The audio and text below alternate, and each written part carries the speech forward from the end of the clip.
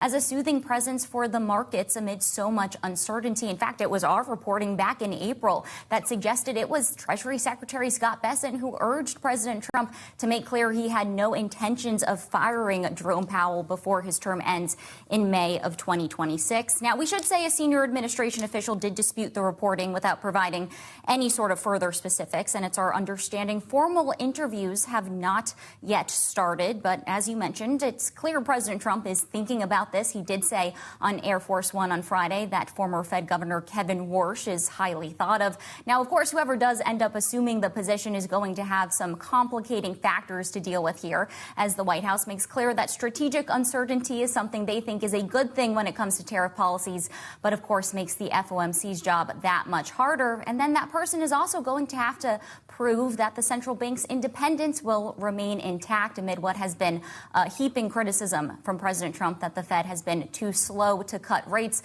John, as you well know, President Trump did invite Jerome Powell to a face-to-face meeting at the White House last month. In a statement afterwards, the Fed said that the pair did not discuss the path of monetary policy and that Powell made clear that any decision would be based on careful, objective, and, quote, non-political analysis. Tana Kendall with the latest down in Washington. Tana, thank you. So what is the challenge if the candidate comes from within the administration? Matt Lazzetti at Deutsche Bank with this to say: regardless of the choice, the market is likely to test the next Fed chair's independence and the credibility of his or her commitment to achieving the inflation target. He goes on to say a challenge that could be more serious if the candidate comes from within the administration.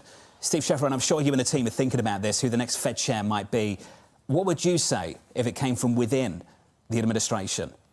I think it depends on the credentials, right? I mean, if you've got somebody who's a kind of solid candidate on their own merits, Kevin Warsh, or I mean, I think, both Warsh and Bessent would be viewed as kind of mainstream, highly credentialed, serious candidates for that post. I think as long as that's the case, you can kind of get over that. I think what's going to be interesting about this is it looks like we're headed for a shadow Fed chair, which we really haven't had before. And so, given the Fed's reliance on forward guidance, which has become such a part of their policy tools, right? The dot plots that we all obsess over and